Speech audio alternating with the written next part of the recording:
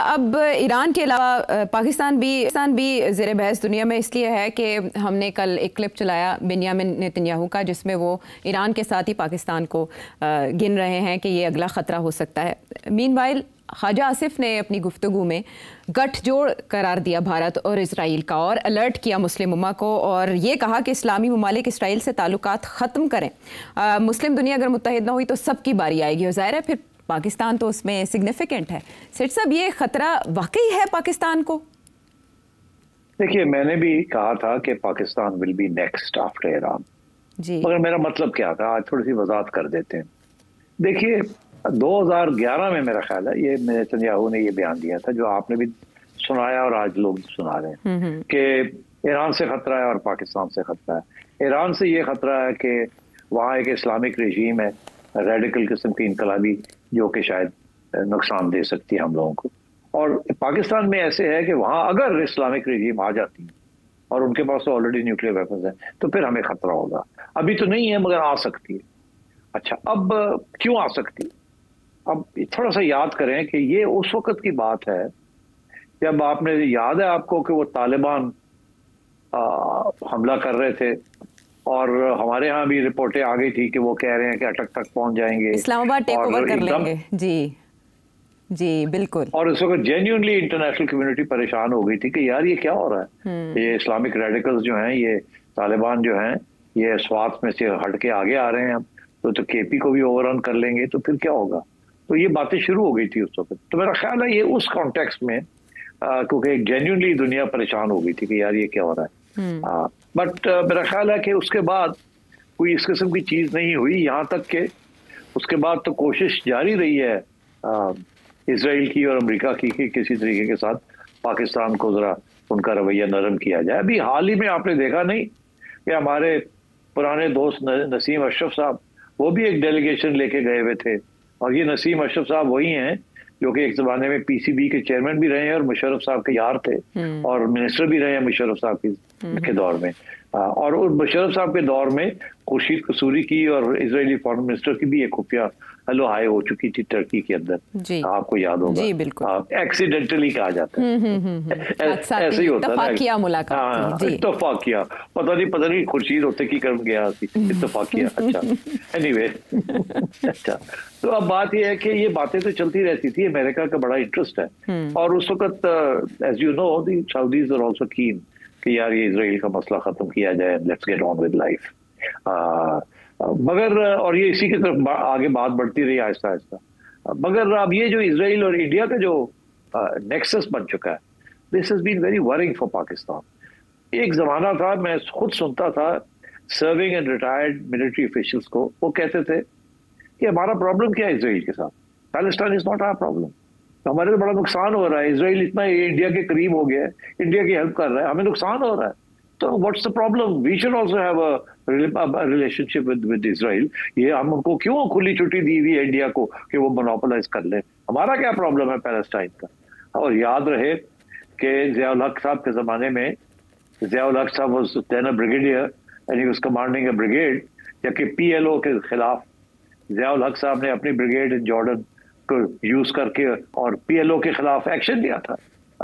तो मतलब है हमारे तो इस किस्म का रोल भी रहा है, very pro America and anti Islamic radicals. This is before Zia became army chief. उस वक्त तो he was just brigadier in charge of a contingent in Jordan, उसकी डिफेंस के लिए था वो, तो उसने तो पैलेस्टीनियंस को मार के निकाल दिया था। एनीवे, तो मैं ये कह रहा हूँ कि तो ये चीजें चलती रहती हैं इजराइल के बारे में। आजकल situation obviously because of the recent ये जो कॉन्फ्लिक्ट हुई है with Pakistan India, Israel played a very major role helping India, इसलिए suddenly we woken up to this. मगर जब मौलाना फजल रहमान ये बात करते हैं और कहते हैं कि जी Israel is the enemy and etcetera, तो उस वक्त लोग तवज्जो नहीं देते उस चीज को। मगर आपने देखा इमरान खान के brother in law, x brother in law, किस तरीके से कितने बहुत बड़े हामी हैं ऑफ इजराइल एंड सारा वक्त वो उनकी सपोर्ट में बात करते हैं, so on and so fourth. Anyway, Imran is not responsible for his brother in law, although वो उनके रिकॉर्ड में शो करता है कि बड़े करीब थे, उनकी इलेक्शन के अंदर भी इमरान खान ने उनकी हमायत की थी यूके के अंदर and so on. But anyway that's not relevant right now, but I just thought I mention कि हमारी relationship with Israel and the Jewish lobby has been dubious up and down। तो खैर आज के सिचुएशन तो ये है कि वी फील द थ्रेट, मगर मैं नहीं समझता कि इजराइल की तरफ से there is any real threat. वो थ्रेट उस वक्त आएगी जब आप कोई इस किस्म की हरकत करेंगे जिसके साथ globally you become a threat. तो आप तो कभी भी you are not in the business of exporting nuclear weapons, nuclear technology, ना ही आप एक रेडिकल इस्लामिक रेजीम है, आप तो बड़े प्रैक्टिकल किस्म के लोग हैं। थ्रेट इसराइल से नहीं है, लेकिन इंडिया से तो है, जो हमारी बगल में बैठा है सेठी साहब, वो तो बरकरार है, अपनी जगह पर मौजूद है आज भी। That's true.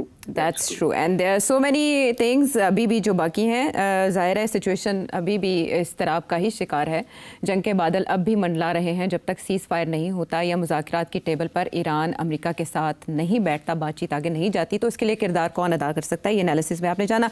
अपने सवाल अगर आप जाते जाते ये कह दूं, बी केयरफुल, इंडिया जो है वो अपना टाइम ढूंढ रहा है टू अटैक अगेन। स्टेटमेंट्स बहुत गहरी निगाह से देखी जा रही हैं, इसराइल की तरफ से आ रही हो या ईरान की तरफ से। और सेठी साहब, इसमें जो ईरानी वजारत ख़ारजा है, उन्होंने अमरीकी पॉलिसी को और मुज़ाकरात के हवाले से जो उन्हें तरगीब दी जा रही है उसको दोगली पॉलिसी का है कि एक तरफ आप इसराइल की मदद कर रहे हैं हमलों में और दूसरी तरफ आप हमें कह रहे हैं हमसे बात करें। सो फ्यूचर क्या है उन मुज़ाकरात का, जोहरी मुज़ाकरात का? क्या ईरान विड्रॉ कर जाएगा और इसराइल क्या फर्दर अटैक करेगा? क्योंकि ईरान कह रहा है कि एक बार फिर सख्त जवाब दिया जाएगा अगर इसराइल ने दोबारा एस्केलेशन की। देखिए ना, ये जो राउंड होने जा रहा था ये छठा राउंड था और 5 राउंड्स के अंदर रत्ती भर प्रोग्रेस नहीं हुई। डोनाल्ड ट्रंप ने 60 दिन की मोहलत दी थी कि 60 दिन के अंदर अंदर ये कोई सेटलमेंट हो जाए, नहीं तो हम फिर इसराइल को रोक नहीं सकेंगे। और इंटरेस्टिंग बात यह है कि 61st डे को इसराइल ने अटैक कर दिया। इसका ये मतलब है कि इसराइल एंड अमेरिका इकट्ठे थे इस सब चीज के अंदर। 60 डेज में तैयारी करनी थी जो रह गई थी छोटी मोटी, to do whatever they wanted to do. They knew कि इनके डिमांड्स ऐसे हैं कि जी 3% पे आप ले आए and so on and so fourth, जो कि कभी भी ईरान एक्सेप्ट नहीं कर सकता था। सो इन्होंने डिलिबरेटली ये सारा कुछ किया। डोनाल्ड ट्रंप की ये कोशिश थी कि ये धमकी के साथ शायद ईरान मान जाए, और अगर नहीं मानेगा तो उन्होंने आंख मार दी थी इसराइल को कि आप कर लीजिएगा। अभी जितने भी मैंने वेस्टर्न एनालिस्ट के तबसरे सुने हैं इंडिपेंडेंट लोगों के, सारे ये कह रहे हैं कि सिर्फ अमेरिका नहीं, फ्रांस भी फुली इन्वॉल्व था, तो इंफॉर्मेशन भी थी। और अभी आपने फ्रेंच प्रेसिडेंट के बयान तो सुन ही लिए, he is very pro Israel, और वो जिस किस्म की बातें कर रहे हैं, वेरी अग्रेसिव, कि हम ये भी हेल्प करेंगे और ये भी करेंगे और वो भी करेंगे and so on and so fourth. और यूके जो है वो ऑफिशियली तो साइलेंट है, मगर रशिया ने जो इल्जाम लगाया यूके के ऊपर कि जी आपके साइप्रस बेस से भी आपके जहाज उड़े हैं और आपने मिसाइल्स को डाउन किया, ईरानियन मिसाइल्स को एंड सो ऑन, जिसकी रिस्पॉन्स यूनाइटेड नेशंस में उनकी रिप्रेजेंटेटिव ने दिया है कि नो कॉल्ड इट नॉनसेंस, कि बिल्कुल रबिश है, नॉनसेंस है। मगर ये हो नहीं सकता कि MI5, MI6, SPU और मोसाद इनके पुराने तल्लुकात है, हर चीज में ताउन करते हैं including with CIA। It's a closely net intelligence network, और ये हो नहीं सकता कि इनकी इंटेलिजेंस एजेंसियां जो हैं German, French, British and American, ये इकट्ठे काम करती हैं। They share information and intelligence, and on this score मेरा ख्याल है they were all on board to a greater और लेसर एक्सटेंट। मेरा ख्याल है मेन जो थी वो तो CIA एंड मोसाद, बट मेरा ख्याल है British and French intelligence also involved, and so therefore सब अपने आप को कह रहे हैं हम तो कुछ नहीं, हमने तो किया कुछ नहीं। वो इसीलिए because now they want to move on and try and negotiate once, start negotiating once again. और ईरान ने ये कह दिया है कि we are not going to negotiate. मेरा ख्याल है चाइना और रशिया प्रेशर डालेंगे, अच्छा, यूनाइटेड नेशंस में भी और एल्सवेयर भी, ईरान के ऊपर भी और इसराइल के ऊपर भी और अमेरिका के ऊपर भी, कि ये वॉर को खत्म किया जाए और some negotiation should take place. But क्या रेजीम चेंज? मेरा ख्याल है both China and Russia will resist any attempt to change, to do regime change in Iran. So आगे आगे आगे देखना है कि इनका फॉल बैक पोजिशन क्या है इसराइल की और अमेरिका की। आपने देख ही लिया कि अमेरिका ने फिर अपना एक मोहरा बाहर निकाल लिया है, रजा शाह पहलवी का बेटा, उसको निकाल लिया है। और अभी आपने देखा कि वो फिर से एक नुमाया होना होगी शुरू हो गए हैं, और अभी वो इसराइल पहुंच गए थे और नेतन्याहू के साथ बैठे हुए थे। तो वही है रेजीम चेंज, किसी तरीके से हम रॉयल्टी, जो पुरानी रॉयल्टी है उसको वापस रीइंस्टॉल किया जाए ईरान के अंदर ताकि it becomes a pro America regime. मगर मेरा ख्याल है कि इस वक्त ईरानियन पब्लिक जितने भी वो इस ईरानियन रेजीम के खिलाफ थी, इस वक्त वो एक नेशनलिज्म इतनी स्ट्रांग है कि नफरत इतनी है अमेरिका के खिलाफ और इसराइल के खिलाफ इन द वेस्ट कि it is not likely to happen. और अगर पॉसिबल भी किसी स्टेज पे हुआ, because we can not rule out more assassinations and specially of civilian leaders, मैं समझता हूँ अगर इसराइल बेस बना सकता था ईरान के अंदर और वहां से ह्यूमन इंटेलिजेंस के जरिए, और कुछ लोग तो ये भी कह रहे हैं कि ह्यूमन इंटेलिजेंस इसराइल का बड़ा स्ट्रॉन्ग पॉइंट है, उन्होंने हमास को और हिजबुल्लाह को भी ह्यूमन इंटेलिजेंस तरीके के साथ अंडरमाइन किया है, अंदर उनके लोग होते हैं और असैसिनेशंस भी इसी तरीके से करते हैं। और ईरान की जो डिफेंस एस्टेब्लिशमेंट है और इंटेलिजेंस एस्टेब्लिशमेंट, उसके अंदर भी इजरायली एजेंट्स हैं, ईरानियंस जो कि who are now traitors who take money and do this because they're opposed to the Iranian regime. तो इस किस्म की चीजें भी हैं। तो अब आगे देखना है कि where will this take us? It's very difficult to predict कि ईरान जो है वो क्या संभाल लेगा ईरानियन रेजीम ये सारी चीज को, या आहिस्ता आहिस्ता उनके हाथ से स्लिप कर जाएगी। जहां तक ईरान का ताल्लुक है to be able to launch more missiles, मैं समझता हूँ कि बड़ा लिमिटेड अटैक होगी, इससे ज्यादा नहीं होगी। और हो सकता है कि इसराइल की तरफ से एक और वेव ऑफ बॉम्बिंग्स आ जाए, बट मुझे लगता है कि दैट विल बी ऑल। उसके बाद I think cease fire may be arranged. लेकिन ऐसे में दो बातें और भी हो रही हैं सेठी साहब। एक तो ये कि ईरानी रहबर आला को भी निशाना बनाया जा सकता है अगले फेज में, और ये कि ईरान न्यूक्लियर तजुर्बा भी कर सकता है दुनिया को एक मैसेज देने के लिए। तो इन दोनों में से क्या पॉसिबिलिटी आपको लगती है? और मीनवाइल इंडियन इन्वॉल्वमेंट की बात की जा रही है कि कुछ अरेस्ट हुई हैं ईरान के अंदर, ह्यूमन इंटेलिजेंस के पर्सपेक्टिव में बात कर रही हूँ मैं आपसे। इसमें कोई शक नहीं है that it's quite possible that Indian agencies may be involved also.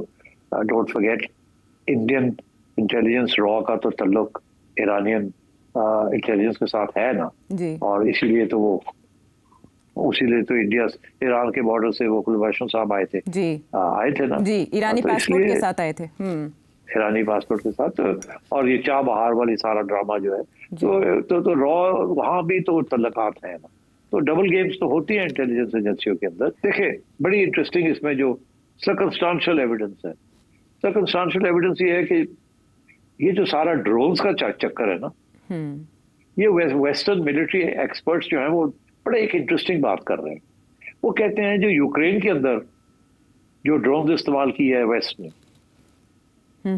उसका स्टाइल वही है ऑपरेशंस का जो कि इंडियन ने पाकिस्तान के खिलाफ इस्तेमाल किया जी, और जो कि अब Israeli forces with in Iran उन्होंने वहां से जो ड्रोन्स लॉन्च किए हैं अगेंस्ट ईरान डिफेंस सिस्टम जी, न्यूट्रलाइज करने के लिए, अंडरमाइन करने के लिए, एरोड करने के लिए, they are the same, it's the same sort of attempt to jam and to create a blanket jamming effort ताकि आपके डिफेंसेस कामयाब ना हो।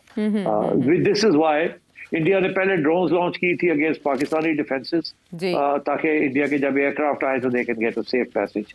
इसी तरीके के साथ ईरान के अंदर भी इन्होंने यही किया, उनके डिफेंस, इसीलिए ईरान को समझ नहीं आई उनका हो क्या गया, उनका डिफेंस सिस्टम ही बैठ गया।